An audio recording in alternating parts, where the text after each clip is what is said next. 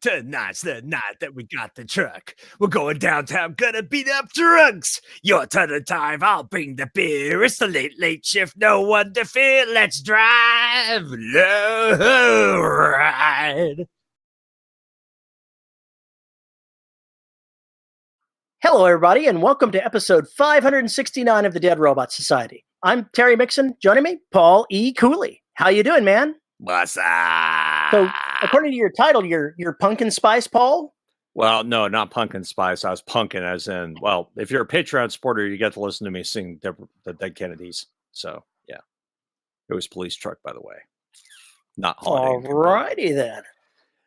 Yeah, so I felt like I'd just put that on there mainly to annoy you. As we see, it didn't annoy me at all. Says dismayed Terry Mixon. I was dismayed about something else. So I know, but still. Totally not connected at all. What have you been up to, man? It's been a week. What's happening? Wow, things are crazy. I have to go out of town next week, and I have to do a lot of development and planning and writing stuff and yada yada for the day jobs. And then I've been writing. How many words have you produced? I don't know. 3,000 or 4,000, I guess. Yeah, that's good. No, it sucks. Football season is nearly over for us, though. Thank you won last week. Don't complain. You won. I said it's nearly over for us. We'll see how they play this weekend.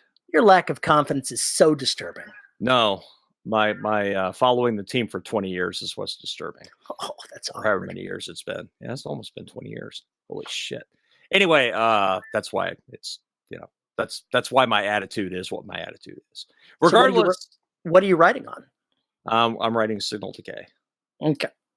So I'm still working on that. And of course, while I'm working on it, Derelict 5 is knocking on my head. So this has been kind of interesting. But I went and did research on mining tools. Ooh. And then imagined what their counterparts would be for ice moons. And you know what? It turns out that we could have some hellacious weapons running around masquerading as tools. Well, yeah. So I basically, once again, going through the video game mentality of the beats, there's the whole weapons drooling scene when it's really about tools, not drooling over weapons. But just to basically say, here they are, here's what they do. Oh, yes, we'll be seeing those later. So it's kind of fun. It's just one of those deals where I keep looking at it and going, all right, wait, where would I change this to make this piece work for a video game or movie? How would I change this piece? So it's kind of an interesting exercise for me, and I'm really enjoying writing the story, especially since we're almost at the brink of shit just exploding. So almost there. So. I've written about 8,000 words in the last week. So not a whole ton, but I've been mainly editing. I've got almost 20,000 words edited. This going through the dictation that I've done while walking is a bit more intense than my usual dictation. A little bit more work involved. It's still going to be faster, but it really feels like work this time, damn it. Is that just because it's so messy because you've been wandering around narrating? Yeah, I'm narrating and I can't see the screen, so the paragraphs are huge sometimes, and I have to go looking through for dictation errors, transcription errors to fix. And that's usually something that I correct on the go when I'm sitting at my desk.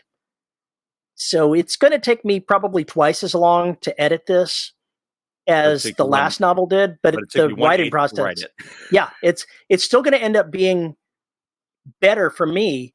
It's just I have to keep reminding myself, I feel like I'm not getting anything accomplished. And no, I am. I'm still on a great pace for this novel. It just doesn't feel like it. Yeah, I see that. But the 8,000 words that I wrote, when I felt like I needed to write something, I went ahead and wrote the first 3 chapters of the first Imperial Marine story. I'm calling it Spoils of War. Spoils of War. Because I totally realized that the main character is not going to get to be a Marine recruit before the end of this damn novel. Not happening. Absolutely, totally, completely, utterly not happening. Remember that place you were trying to go? Yeah, well, you're pantsing. You'll never get there. There's just too much to cover. There's too much ground to cover to get the character where it needs to be and deal with all the consequences. You could slice that up, but you'd have to tell portions of it in flashback, and you're not going to do that because you hate that. I absolutely do hate it. So I know my limitations, so I'm going to write what I enjoy, and that means that this first novel, while it's certainly going to have some marine action in there, it's going to be split between marine action and a 10-year-old girl in a very, very dystopian place. Wow. Well, that sounds entertaining. I think it is. It has weird concordance going in through the storylines where I didn't intend when I was writing it to have there be things that linked the characters together, but I'm doing things that are binding these characters together even though they're totally separated. Right. And that's amazing to me as a writer, just how that happens. It literally is all in my subconscious going on, and I'm going, wow. Somebody's going to read this and go, man, you really planned that shit out.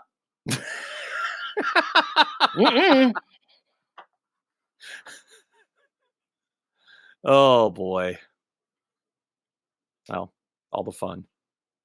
Hey, writing this kind of story is absolutely what I want to do as a writer, because I'm telling something that I think is way cool, and I get to explore a universe that I haven't been in before. Not really. Everything that I've wrote about in Empire Bones has been inside the Empire. I've never had to deal with people from another very different society. Not directly, not so completely that they're one of the two points of view in the story and going to be the character. The horrible things that I'm doing to this character, this 10-year-old girl right now, are going to haunt her for book after book going forward and separate her, put her aside from so many people that are her contemporaries in these novels. Oh, that's kind of the way to do it, though. That's the way to do it. Yeah, I guess you've never dealt with social drift before. No, I never. Well, I've mentioned it, but it's always been very much a skim. Yeah. It's always been something that I've just breezed past. Yeah. So now I'm in the middle of it. Now you're entering my world. It is a completely different thing to pick up people from today and plop them into a situation than imagining the people that would live in that place, in that situation. They're two different things. It's true. Another thing that I'm getting to explore in this novel is the law of unintended consequences. Oh, so you're exploring U.S. foreign policy. I wouldn't say so, but maybe there's some linkage in there. You know, now that I think about it, now that you pointed out, I think that's actually true. Oh, I think it's absolutely true. I think I'm inadvertently exploring U.S. foreign policy while writing this particular novel as well. We don't call it foreign policy. We more call it throw a dart at the board and hope something good happens. That's been the experience of history anyway. That's totally not what I'm thinking of. Be that as it may, I know exactly what you're thinking. I'm thinking a drone strike is not out of line in this novel. I wasn't even directly overtly referring to that. Anyway, while we wait for ourselves to slide into that kind of situation, why don't we get to what the hell the episode is about, please? Well, of course it has to be about dystopia. Dystopia? What's a dystopia? Let's talk about it. We need an organization that doesn't have this kind of bickering. Good luck with that. Whatever. You'd either have a dictatorship or... And now we will have the board meeting on Red in minutes. Yeah, that's about how it would have to be to avoid anything like that happening. Yeah. Which, of course, would promptly spark that kind of reaction. Was it Winston Churchill said democracy sucks except when compared to everything else? Pretty much. That's paraphrased, but that's what he said. Yeah, that's more or less what he said. This shit's all fucked up. And to be clear, just to be clear, we don't live in a democracy. No, we don't. We live in a republic. That's the shorthand, though. That's become a People shorthand. call it a democracy. It is not. It ain't. If it was, you would be in the U.S. Al, we would all be in the U.S. House of Representatives, beating the fuck out of the Senate for whatever we wanted. Oh, God, I would not be. Not a fucking chance in hell. That actually, this kind of brings up an interesting. Are you going to say that would be a dystopia and that's how you're going to cut into the subject? That is absolutely correct. See what I did That's there? awful, man. Now the dystopia, the dark world brought about by Paul Cooley and Terry Mixon being the rulers of the United States. Oh, no. That's not what I'm talking about. That's not what I'm talking about at all. Oh, well, I think that would be horrible, but let's go ahead and hear what your horror I is. was talking about everybody running the U.S. House of Representatives. Imagine 287 million assholes with a digital vote on any fucking topic of the day. How well did it work for Athens, and what was their population? They had a direct democracy, and from what I hear, for some things it worked okay. For most things, it was gridlock. Well, especially gridlock when you got to Rome. Well, that's why certain provisions were made here and there and massaged and whatnot. Did Rome ever have a direct democracy? No, it's not representative. I was going to say, I was pretty sure that it wasn't a direct democracy. No, it was representative. And then this guy named Caesar came along and fucked all that up. I'm protecting the kingdom. Yeah. Mm-hmm.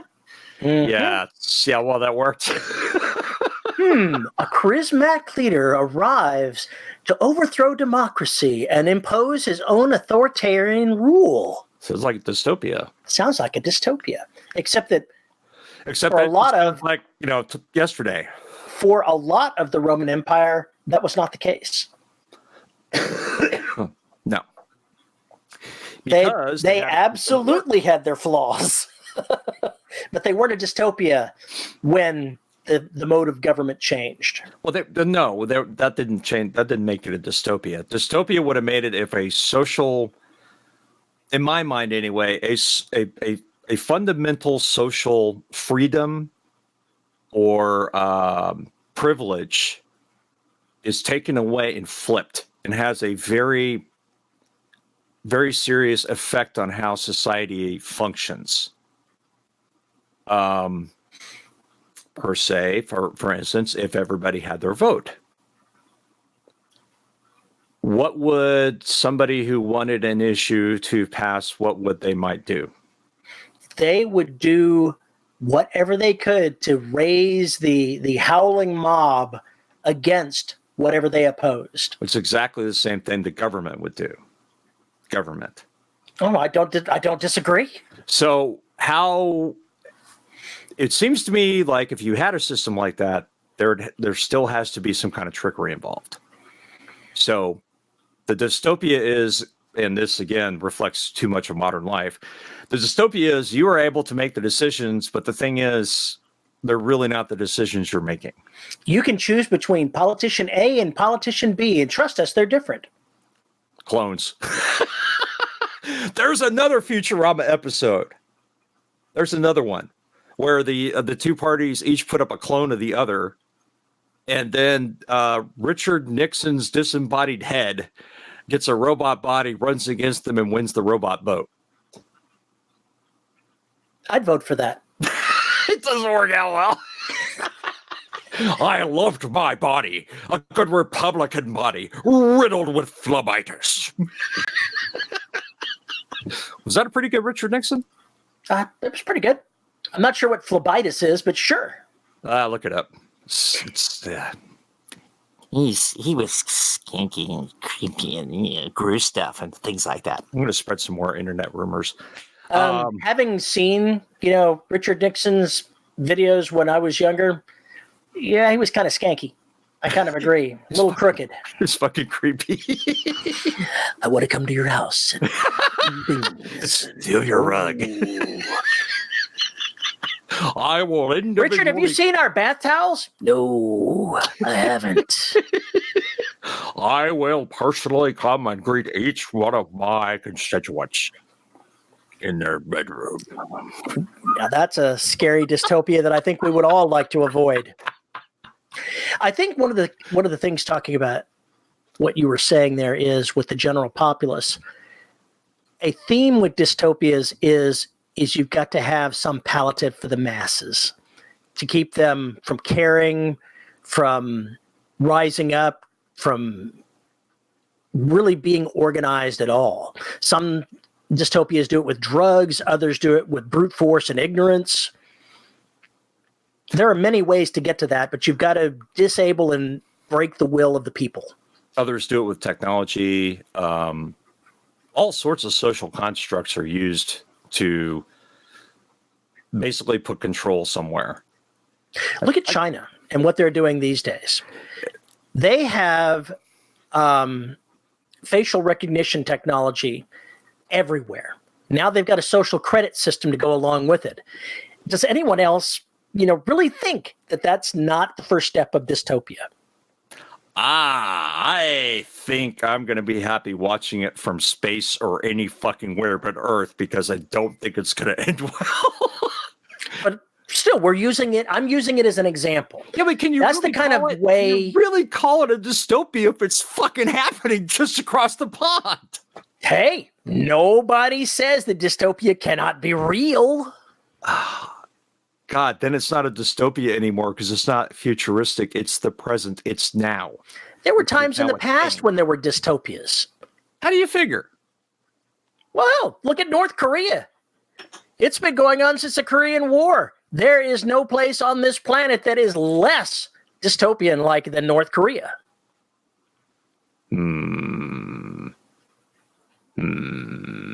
It makes Hunger Games look really, really positive in the outcome, okay?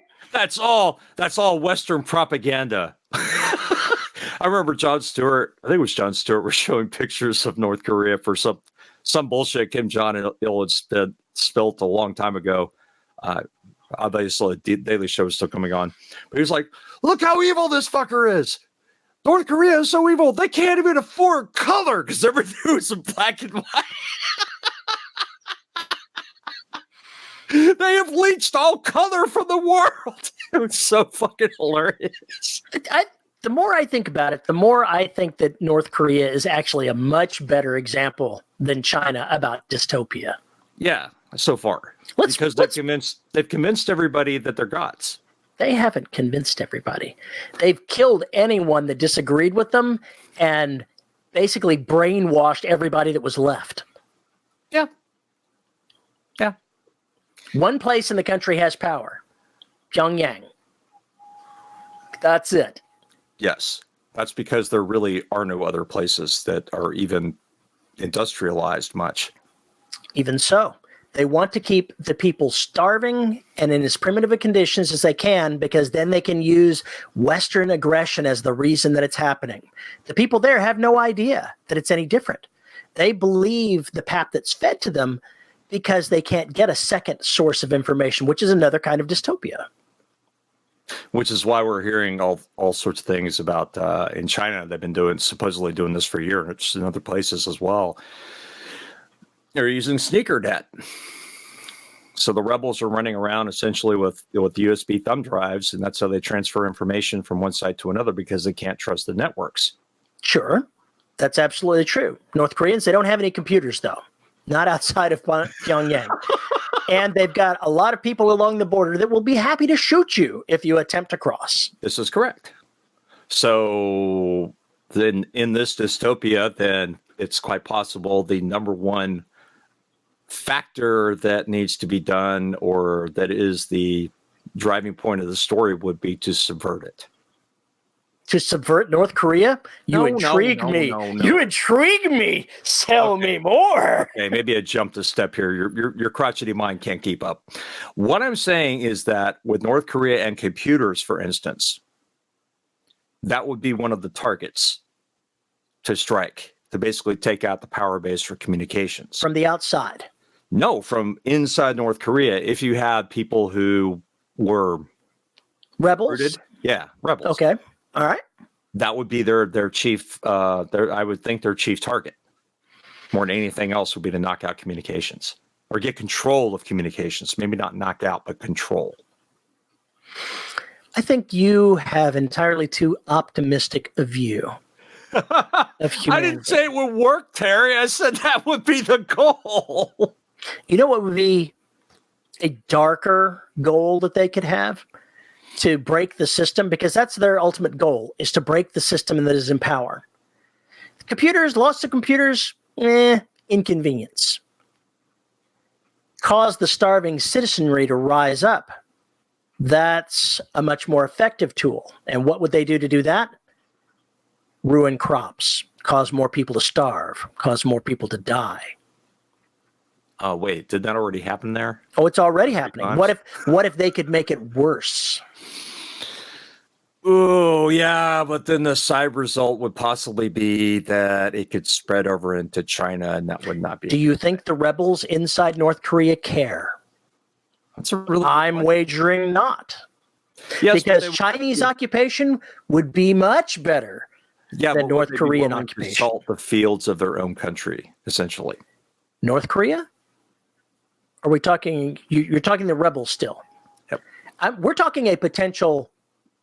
At least I'm talking taking the dystopia that is North Korea and making it worse, making it more dystopia-like. I'm not looking at the consequences of, what a right-thinking person would think. Maybe the rebels fuck up the crops, and then the government just basically clamps down their food rights. Everything else is going on. Things that are already happening. People are but getting they shot would get worse. A lot worse. A lot worse. And wouldn't that serve? Maybe it gets so bad the people start eating the soldiers, effectively becoming zombie-like in their approach and need for flesh. If they can kill enough of the crops, then the soldiers start starving as well. That is correct. And they have the guns. That is correct. Social chaos that involves the military is one way that they could overthrow that regime. It would not be a pretty sight from any angle. Make no mistake, but dystopias are dark. So we're taking something that's already dark and we're showing how to make it darker, which is a key thing about dystopias. You see, this is why I'm telling you have to watch Black Mirror. I don't like dystopias, but I understand how they work. But it's not quite the way you think it is. It's not necessarily that one group is in charge. It is more hive-minded approach, which is what makes it interesting. But anyway, where are you talking? Be that as it may. See, we already jumped into this whole thing about the government as opposed to one person just kind of living their life trying to navigate it. It may not even be as large as that. It may just be that there are maybe 10 or 12 people around them that are trying to stop them or that are interfering somehow in their lives for the story. The story doesn't have to be that big. I don't remember the name of the story, but when I was a kid in elementary school or maybe middle school sounds more likely, I read a dystopian novel that involved someone finding out that the government was a lie and everything they were doing was a lie and being given the clues to lead to a land of safety. And all I can really remember about it is that to activate the key, the lock, he had to break his golf club, which had mercury in it, because mercury was the key to turning the lock and getting through it, whatever it was. It's been a long time. That was my first dystopia. It must have been 45 years ago. A little bit more. That sounds more like Bizarro. It wasn't a bad book. I don't remember any of the details about it, but it was actually very engaging, and it showed a single man's struggle. His family had disappeared, and he was trying to follow clues to find where they'd gone, that kind of thing. I'll have to look up the details of it, but it's obviously been a dystopia that stuck with me fairly good for most of my life, to where I can remember little bits and pieces of it. I think the first dystopian novel or story I ever read was Shirley Jackson's The Lottery. You mean they didn't get to go to the Bahamas? Have you read that story? I have not. I can't believe you've never read that story. What about Running Man? Running Man is a dystopia that we can all get behind. Yes, but my point was the lottery was very low tech, could happen in any little town in the United States. But it was a small piece of dystopia built on ritual. And that's how they control things.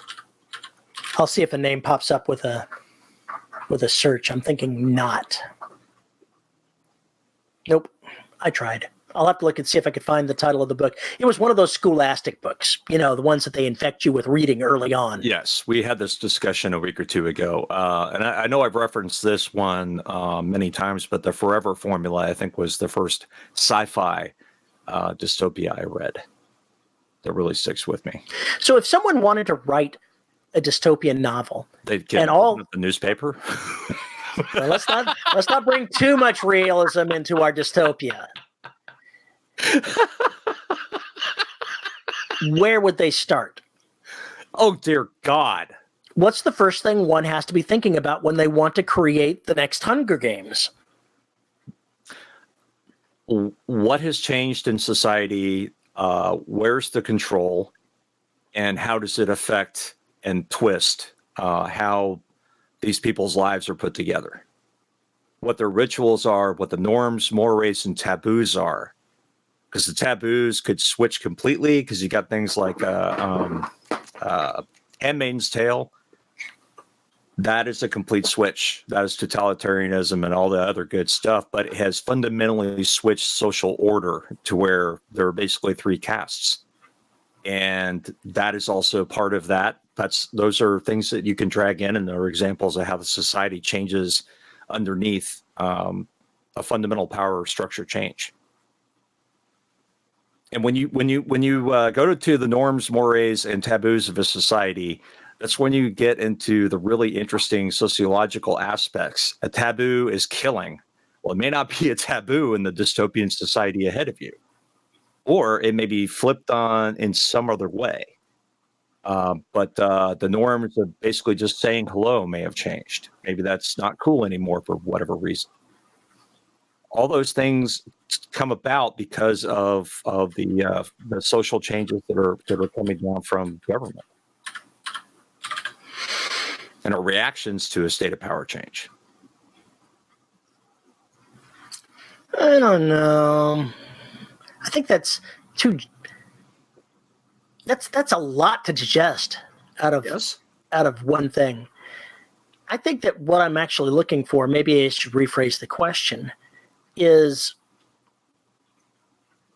obviously when you get to your dystopia, you're not going to write the novel about when the current times are changing. You're going to pick up after things have already changed. Years from now, a couple of generations. So you've got to look at a lot of consequences to get there. Yeah. It's not going to be one event that leads down the dark path. It's going to be a lot of events, and ultimately there's going to be somebody taking advantage of them, whether intentionally or not so much. There's usually an origin event which kicks everything off, but it may not be seen later as being, or it may not be as explained as the origin point for quite a while to explain exactly how all these changes came about, because it was flipped by one switch. A weird example of dystopia is the Shannara books. How so? You're not familiar with I never got through the first one.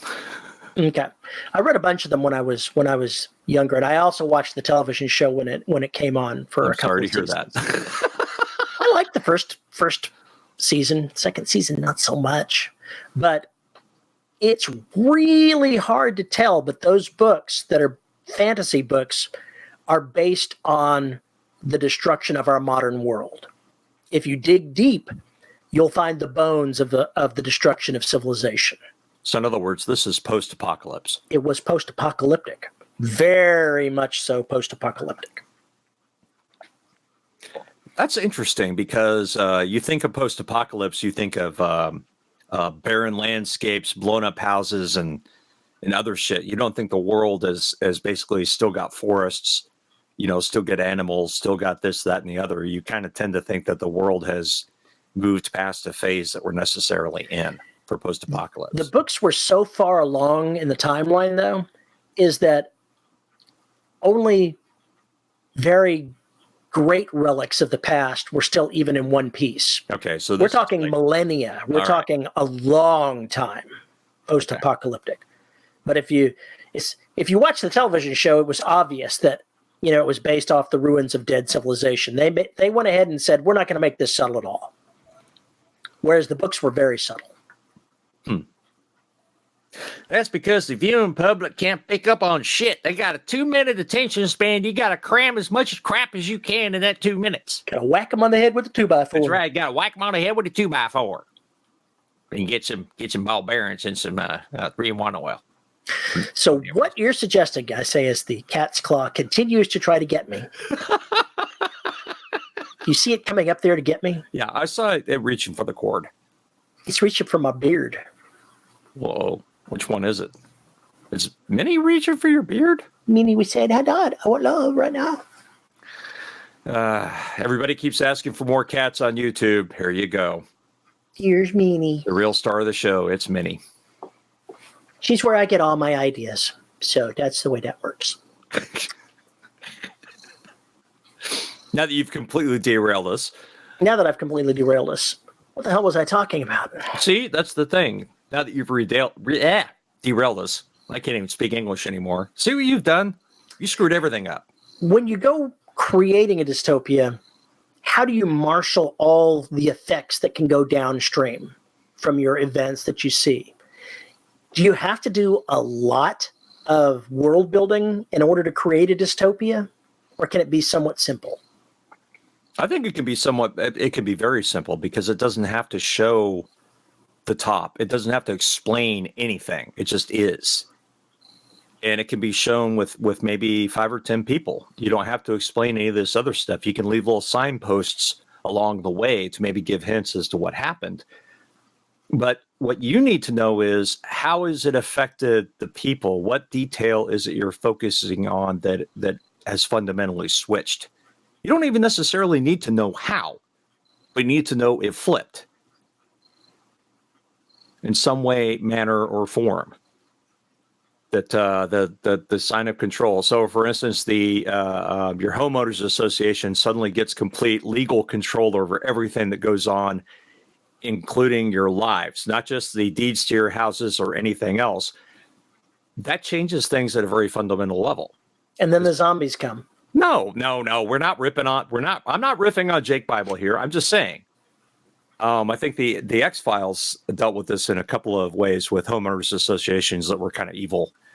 They had their laws. If you went outside of them, you got killed. That's how it worked. Please buy in, but obey the rules. Otherwise, we kill you. It's kind of messed up, but it's a system of control. How does that affect your life? But how does the homeowners association keep control? Because that's part of the dystopia as well. They've got to keep their boot on your neck. Because if you get out of line, you die. But they have to have the force to make that happen. If you get out of line, you die. They got a thing that's living under the goddamn neighborhood that they're feeding. Okay, see? That's an important part of your dystopia right there. Yes. There has to be... That's the consequence. The force. There has to be a consequence, like you say. It's the stick. The carrot is you get this nice, lovely, palatial estate for pennies on the dollar. The consequence of that is the stick is, if you get out of line, you expire. So basically, you can check out, but you can never leave. You can check out under certain circumstances with NDAs and everything else, but after you spend all that money there, and they charge you for the full price of the estate when you try and leave. That's a really twisted world you've created right there. Why not? Most dystopias that I read are small scale. The people that they're dealing with, they're all very focused in on an individual or a small group of people. Right. Do you think that's a key of dystopia novels? I think that's the key to making it. I think it's the key to making it more personal. And I think it also keeps you from drifting into political jibber jab at length, because if you're dealing with the big pieces, then you have to kind of hopefully zoom out a bit to show what's going on. But I think it's much more interesting, just like post-apocalypse, if you're dealing with the people on the ground. A lot of dystopias also seem to be decimated. Most of the population is gone. Yeah, I think that's because most dystopias assume there's been an apocalypse of some kind to drive it into a dystopia. Because I think that's actually the easiest trope to glob onto. That's how you get the road warrior. That's how you get shit like that. How would you go about making a dystopia where the world population of 7.5 billion people are still alive? On a global level? What kind of global dystopia could we have? Other than the UN coming to power. Oh, God. You could have, due to genetic fragmentation, a chosen partner for sexual congress, for baby making, for whatever. Or maybe you're not allowed to breed because you have certain genetic drift that's going on. That's kind of the God. What's the movie with what's his name? Gattaca. Gattaca's got as a perfect example of that. It's dystopic in the sense that if you don't have the right genetics, you're a second-class citizen. You're not allowed to do certain jobs, no matter how brilliant you are. I think I've come up with a dystopian idea that somebody can feel free to steal, since I never write dystopia. So as the man who wrote a post-apocalyptic novel. I did, but it was a hopeful one. The characters that were in the happening, they were a hopeful bunch. But that's okay. I can live with that. If I ever get around to writing the second one, it'll get a little bit more dystopian. They only had a week, by God, since the fall of civilization. They didn't have time to get there. Yeah, you kind of started. See, that's what you said earlier. You can't start it. Most dystopias don't take place in the middle of it happening. Mm-hmm. It's better if it's a while later. So if some scientist or group of scientists working on some secret project is working on something that can make it so that you don't have children. Mm-hmm. They've come up with a way to turn off the DNA between men and women so that they don't actually form a viable embryo. It's something that's on both sides, but it can be turned back on with the right application of whatever medicine. Then that group who controlled the pills, controlled the shots, controlled the whatever, would say who could breed, who could not breed, and they would be in control. Yep. The dystopia would be here. Or even if you were forced to undergo gene therapy, for instance. That is basically, no matter what you wanted, they're going to do something to your body that you don't have the rights, you don't have any legal rights. It's just totally legal for them to do whatever the hell it is they want to do. And there's no recourse, and you just have to follow it. That could be in breeding. It could be with genetic therapy. It could be, for instance, we have too many males. We're going to switch you over to female without your authorization, without giving you a chance to say no. You don't have that opportunity. You are now going to be a female. We're going to grow you an artificial womb and blah, blah, blah, blah, blah. Or they could, in a world of clones, they could go ahead and take your DNA to make the clones for the worker class. And suddenly you're a human being with many duplicates that you're one of the faceless many, but you're the real one. You've somehow woken from whatever laboratory that they kept you in. Sorry, Nine Inch Nails is suddenly running through my head. A copy of a copy of a copy of a. Yeah. Those are. What if they've got to keep you around because the clones, after a while, they lose the genetic matrix and they got to go back and harvest more from you? Right. The what was it? Me, Myself, and I, or whatever that movie was with Michael Keaton, where he had two clones, and they made the mistake. The clones were cloning themselves, which caused. I remember that. Yeah. Every clone down the way had more. Become a little stupider and a little bit more crazy. Yeah. I do remember that movie. So basically, at some point, they'd have to go back to the source. So if the person that was the source that was being kept in cryogenic sleep awoke, they would have to chase him down, and the chase would be on to recapture the source of their DNA. Mm-hmm. Or Logan's Run. Yes. There's another dystopia for you. Yes. You basically, in like a couple paragraphs, described 3 episodes from Black Mirror. At a fundamental level. Just because I am familiar with what makes up dystopia doesn't mean that I have to like it. No, I mean these are common thematic elements, and you can make things very dystopic without really going too far. What if attending July 4th celebrations was mandatory? You got thrown in prison. Sounds like we're almost to the purge now. Well, that's dystopia too, is it not? Yes, it is. That could be. I haven't watched any of the Purge, so I just see what's on television. Oh, first movie was like, oh, this is good. Yeah, this will work out just great in the long run. Yeah, perfect. You people are fucking crazy. And then I was like, yeah, I'm done with this. I wanna go back to Logan's Run. How familiar are you with the movie? Watched the Michael York version. Never saw or never read the books or anything. I've watched the movie. I did see the horrible TV show that they made too. It was pretty cheesy. It was bad. It was bad. I've watched the movie. I've not only watched all of the television series, I also read the 3 books that Nolan wrote about that universe. And by the way, the books are nothing like what was in the movies. Were they good? They were good. They were excellent, as a matter of fact. Okay. So I think when you bypass them, you missed an opportunity because the books were superior to the movie. Dude, you're how many years older than I am? I was not up to that level of literature when you were reading those. These are not very big books. It doesn't matter. I would have been like 8, depending on when you read them. If the opportunity presents itself, I think you should read the books again. At least read the first one. Because while some of the thematic elements are still there, all of the details are different. A lot of the details are different. Oh, I'm sure. That was such a captivating film when I saw it. And I saw it when I was really young because parents couldn't get a babysitter, so they took me to that movie, which is rated R, or was rated R at the time. I was pretty damn young. It was interesting how you look and you see the city of people that have everything that they want. Apparently, everything that they could need.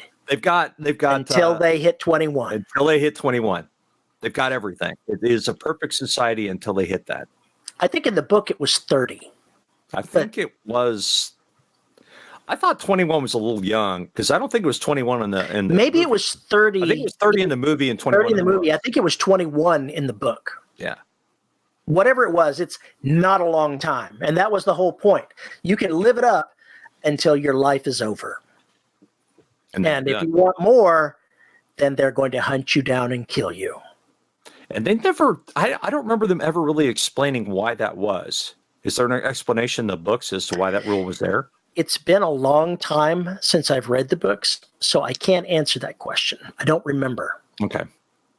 Because I was wondering if it was population control or simply to keep people from moving away from the power base. I didn't know. Or because it was all completely automated.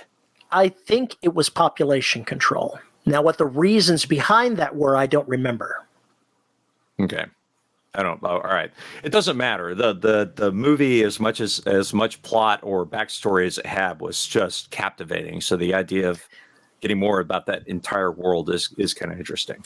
Even in the movie, they went looking for one of the runners in an area of the city that was controlled by gangs. Yeah.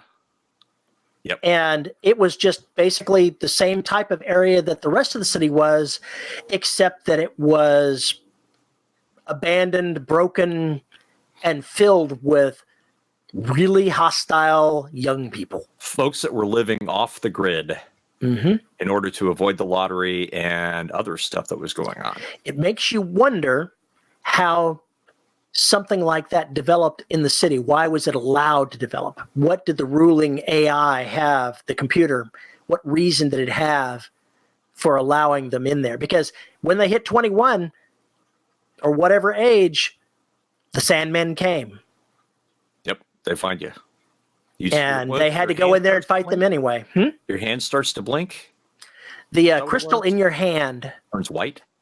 It doesn't turn white. It's blue when you're good, then it starts blinking red. And when it turns solid red, if you haven't gone to renew, then it's over for you because they come. Renewal. Oh, that's the other wonderful game of dystopias. They come up for new wonderful terms, like Homeland Security, which when I first heard it scared the shit out of me for obvious reasons because it sounds like something from a dystopic book. It really fucking pretty does. Sure that it actually is something from a dystopic book. Yeah. Anyway, they will basically neuter terms like that and change them to mean something that they don't. It's Orwell called it doublespeak, but essentially it is time out of mind. That's what it is. That's what it means. Like, freedom room means torture cell. Beware of wrong think. Wrong think, yeah. Beware of wrong think. Or mind crime. Don't be a mind crimer. Don't listen to Queensryche. Don't do it. Hey there, citizen. It looks like you've been thinking about much tonight. Let me help you with this. Do you need help? Looks like you've had a little bit too much to think. Oh, that was bad. I actually saw that in a meme, so I can't take credit for it. Of course you saw it in a meme. I see everything in a meme. Memes are my life. Memes are your life. That is a very sad life. Somewhere on my shelf, I've got all 3 of the John Nolan books. I'll see if I can find the first one. And next time we have lunch, I'll drag it up there for you to read. But in any case, I've got it on my shelf, the first book in that series. I'll drag it up the next time we have lunch. And I think you'll like it better than you like the movie. And a lot of the themes are the same. So it's old science fiction. I think it was 60s or 70s. It's got to be early 60s because I think the movie was made in 75 or 77. Oh, gosh, I think so. But it came out around the same time as Star Wars, maybe? I think so. Let me look here. Michael York was young, man.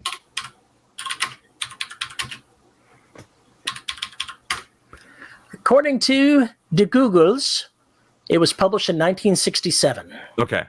All right. It makes me wonder when the movie was, but I know it was 70s. It had to be 70s for that music. Yeah, pretty much. Pretty much indeed. I keep hearing rumors, oh, we're going to remake it. I'm like, yes! And then it never happens. God, can you imagine the kind of series they could make if they had 3 books to work with? I could get really interesting. Anyway, yeah, I can totally see it. There are many paths to dystopia. What makes up the fighting in the dystopia? You've got someone that senses or knows that it's wrong and is trying to undo the system, or are they only trying to undo part of the system? Do they have to be trying to undo part of this, any of the system? Do they have to be trying to undo it? Can they get away with not? Yes, because maybe the system actually malfunctions and they are the target. Because the totalitarian system wrongly chooses them or thinks they have broken the rules, and this is how they discover that the lies or anything else that are going on. Well, sure, but then the story involves struggling against it. So the ending is still the same. Down, but to get the fuck away from it. Or, clear their name, so to speak. Do you really think you could write a dystopian novel where that's all they do is try to clear their names and leave the oppressors in control? I'm not sure that's going to work out for you in the long run. Well, I mean, okay, Logan's Run, good example. They didn't try to fight it. They fled. They ended up destroying the computer. Yes. In the books, you mean? I don't remember them doing it in the movie. In the books. Okay. I'm talking about the movie. That was the end goal of the book, was the destruction of the computer that controlled the city. I think the goal of the movie was to GTFO and never get near it again. Yeah, and that's okay, but I guess survival and getting away from play, but clearing your name, that was not what they were trying to do. No.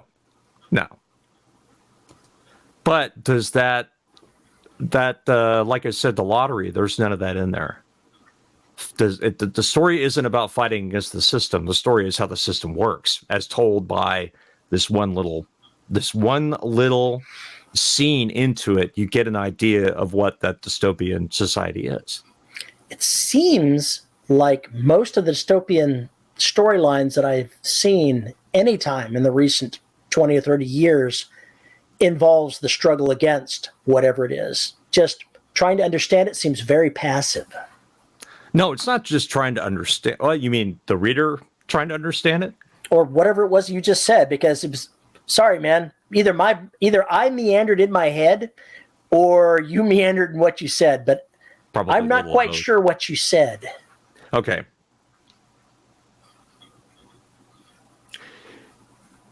In the case of the lottery, it's a horror story. The ending is what tells you why these people are acting the way they are. Because it is what informs you as to how that society has changed. It doesn't necessarily explain why, but it is a mirror of ours with this one particular thing. And that's a small story. I would venture that that's not a dystopian novel. Why? Because the point of the dystopian story is exploring the dystopia and fighting against it. The last minute reveal, that's a plot twist. That's not a dystopian novel. Well, no, I wasn't describing a novel. I'm describing a short story with a dystopian society. I didn't say it was just it's a dystopian. plot twist at the end. I'm not sure that's dystopian. I think you're right when you say it's a horror novel. It's a horror story. The reveal at the end that it's also a dystopia, I don't think it makes it a dystopian story. Maybe not, but it revealed a dystopia. I agree. I can agree with that. Okay, but there we're talking about dystopian stories. Dystopian okay, so you're world. putting a big genre label on it and saying this is what a dystopian story is. Did you miss that at the beginning of this episode? That's exactly what I'm doing. Well, because all right, I'll give you a perfect example. Well, I won't give you a perfect example. I'll just tell you the way it fucking is. Because normally on this show, we say genres are really tough to.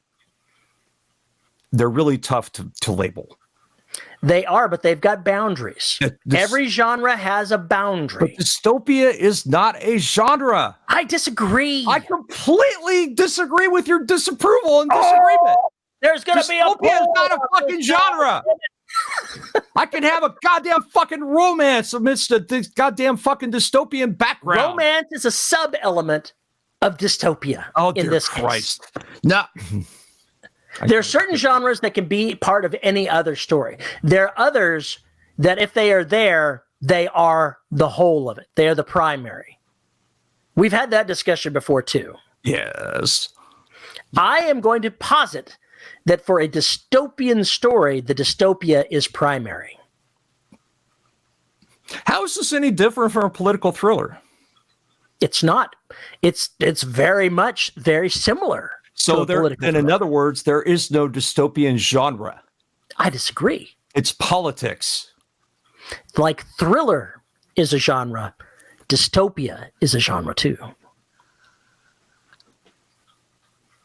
It just seems like it from that description, it turns into an action movie.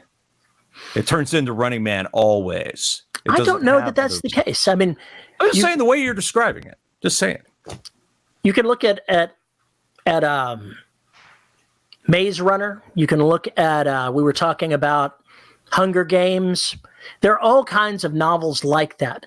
And they all do have an element of action about them. Yes.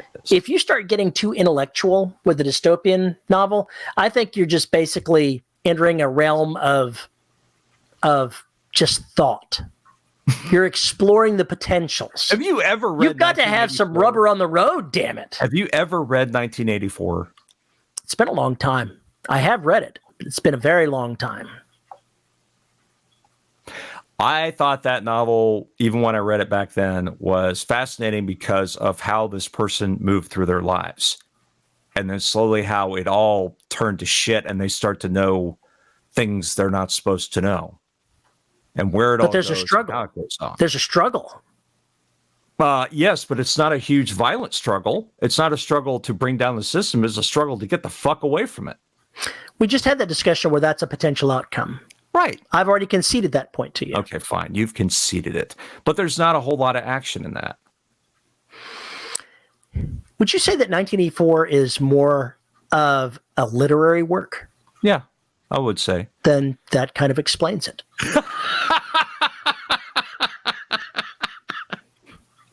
I love where you shove things and just kind of like, if it doesn't fit the slot you want it to, you'll kind of fold it, bend it, twist it. If it's got a big old L on it, fits. it gets There it locked fits. away in a box over here, and I don't care anymore. Oh my God. We're talking about this, and this. Oh, it's literary. Blah, blah, blah, blah, blah. The rest of the conversation just goes at away. any puzzle game, weren't you? Because you were down there just like screwing off stuff with a fucking X-Acto knife to make it fit. That's exactly how you put together jigsaw puzzles, isn't it? No. Admit it. It's not what true. you do. It's a lie. It's not a lie. It's like it's the Garaga honest truth. I'm going to look right now online and see what the definition of dystopia is. Totalitarianistic, fascist state kind of thingy. Dystopia.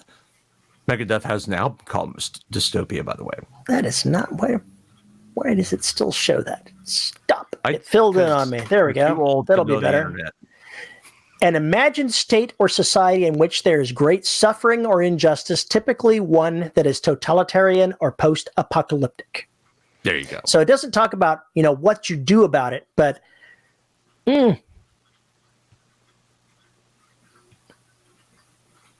let's see. And the pause lingered. I was looking at this other. A dystopia is a community or society that is undesirable or frightening. It is translated as a, quote, bad place, end quote, and is an antonym of utopia, a term that was created by Sir Thomas More and figures as the title of his best-known work published in 1516, A Blueprint for an Ideal Society with Minimal Crime, Violence, and Poverty. So, yeah, it doesn't say anything about the big O struggle that goes on there, but I believe there is a big O struggle. I believe the best dystopian stories have a struggle. Okay. If you're just exploring the thought of it, no, it doesn't appeal to me. No, it's about how that changes the way people live. It is a mirror. It is not about blowing shit up and running around. If you're talking about a dystopian novel, it is that you are seeing the person move through whatever that is, how it affects their lives, what they have to do to react to it, and maybe how it falls apart for them. Like, for instance, maybe they're a public executioner and they find out that, all of this is bullshit. They've been killing innocent people the entire time. That doesn't have a whole lot of going after the system necessarily. It's just a story about how these people move through their lives, and like any other story, things unravel. There's conflict, but it doesn't mean you have to attack the system. Okay. I'll grant you that.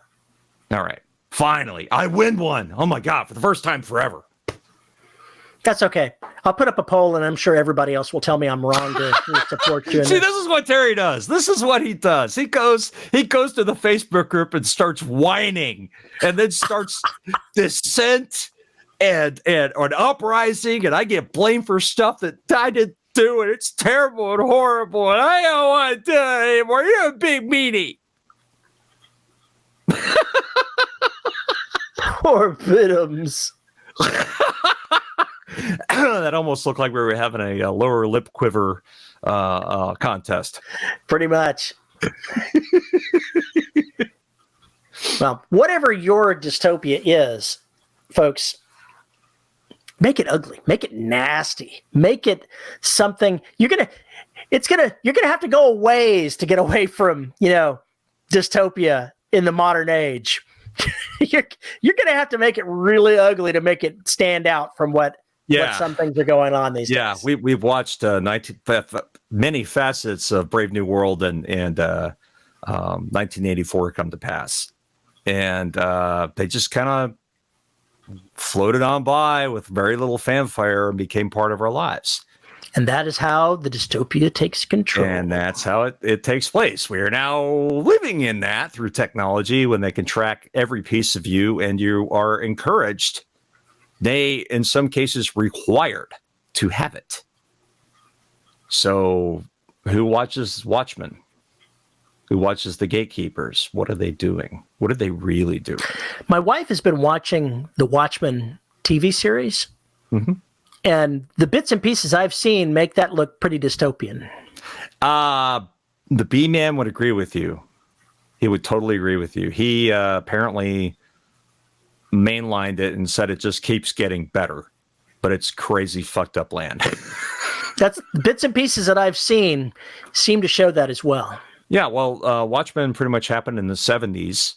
Was supposed to be taking place in the 70s in the United States and a dystopia in the United States. And then I guess the series it takes place in the 80s or 90s or teens or maybe I'm not familiar with when it happened. I didn't see the original movie or the television series. My wife has. What is wrong with you? Not consumer of dystopia? Did we not go through this? I think you would really like it. I think you should give it a chance. Maybe I will. Not the series, although the Witcher is somewhere on my horizon before then. Yeah, I talked to somebody about that last night, and I got a little...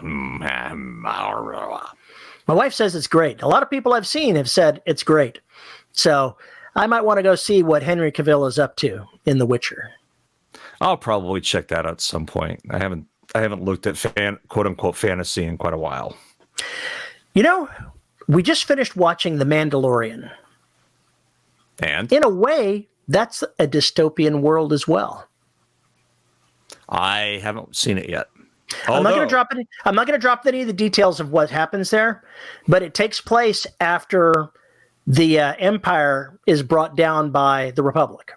Okay, so there's power struggle and fragmentation has gone on and nobody has their shit together. Basically, the rebellion has taken down the Empire, and the story of The Mandalorian takes place far from the center of any of that. Right. And it's got the flotsam and jetsam of everything that has fled the conflict. And it's pretty interesting when it comes to that. But in a way, it's like Star Wars dystopia. I've been reading the Wool Omnibus, so I got through the first two books and reading the last book in the trilogy. That is about as dystopian as it gets. I wonder if he's ever going to write any more novels or if he's just like sailed off the end of the universe into the Bermuda Triangle. Don't know. I don't, honestly, I'm embarrassed to say this, but I don't know if he's written other books. I'm sure that he has. I know that he has written a bunch of short story stuff, but you know, for a while he was very active doing a whole bunch of things, and then whatever happened to? No idea. No clue. Anyway, that is a perfect example of dystopian, and that has a lot of the elements you've been whining about, fighting the system, bringing down the system, and all those kinds of things. But that's also an investigation into why. Also an investigation into why the system. It shows you from the very beginning what happened. But it does it far into the books. By the third book, you finally, or the second book, you way into it, you start getting an idea of what really happened. So, and the third book is how it all comes together and blows sky high. So it's good stuff. It was good. But that is a dystopian. Those are definitely, I would market those as dystopian, which I think they probably. I do consume some dystopia stuff. I watched Maze Runner, and I even watched the sequel to it because I was interested to see what they did with it. I think I'm more prone to watch an action-based dystopian movie than I am to read something that is not action-based. Yeah, you for some reason have really got a stranglehold and are focused on quicker entertainment. In other words, it's moving faster. I think you've got ADD. I think that's really what's going on here. Or you've just got or at this point you were just so tied to blowing shit up that you can't stand a story that doesn't have it. Meh. Blow it up.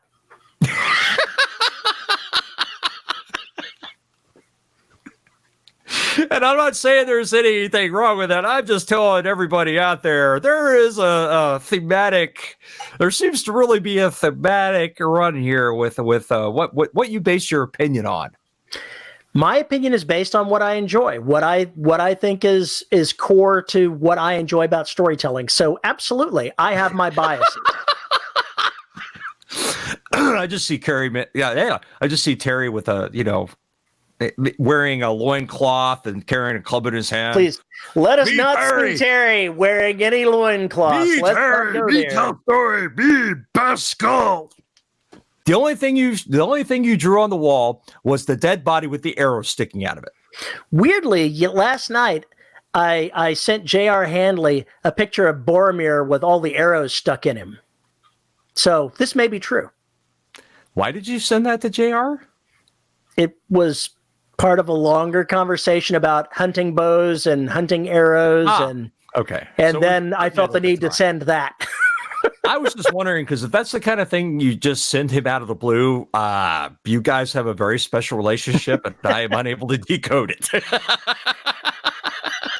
It was the end game of the first book, yeah, first movie. Of a conversation about basically using bows for self-defense type stuff. Let me ask you a question. How ridiculous is the idea of Chewie's crossbow? Kind of a lot, because it's the laser shooting crossbow. Not really sure what's going on with that. You see these games where they've got the bow that fires like plasma bolts, and they really don't pull it back. It's more like it's all virtual and what they're doing to aim. It all makes no goddamn sense to me at all, but it looks cool on the screen. Yeah, I don't know what they were thinking with that. I just wanted to throw that out there. Just yet another nonsensical thing in that universe. I got a laundry list over here somewhere. Anyway. Bring us to a close, man. What's the last thing you want people to know about dystopias? Don't no. Be like Terry's people and struggle against it. Did you say don't be like Terry's people? No, I said be like Terry's people and struggle against it. Don't be like my people. Don't sit back and navel gaze at the dystopia, because it'll navel gaze right back at you. Yeah, pretty much. But really, it just depends on what kind of story that you want to tell. But the elements have to be there to show how it's flipped and give us a reason to care. It doesn't have to explain everything, but it does need to give us a good idea of what that change in control has fundamentally done to this society. Based on all of the dystopian stuff that's out there these days, a lot of things you do don't have to make sense. Yeah. They really don't. This is the way it is. That's it. We don't have to explain a goddamn thing beyond that. You can pick whatever elements of society you'd like to change, figure out what has altered in the past to make that happen without visualizing the entire world that results from those changes. Because we're human beings, we can't see all the consequences of what we're doing when we change these things. Mm-hmm. So it's an imagined consequence, like number cast, like you from the descriptions. That was last week's episode. Yep. But yeah, we talked a little bit about that in last week's episode. If you haven't seen that interview or listened to that interview, you really should. Anyway, continue. But just do what you're going to do and make it, and this is me, make it exciting, because you've got to have a way to have the reader bond with your characters. And the best way to do that is to put the stakes high.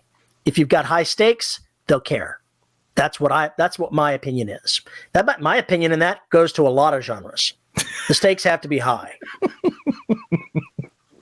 In a romance, the stakes are, will I have that happy ending or not? Will my life be destroyed? So those are high stakes, even for what that is. It doesn't have to be the end of the world. It could be the end of your personal world. The same is true in dystopia. Yeah, it could be the end of your class or your place in the caste system, for instance.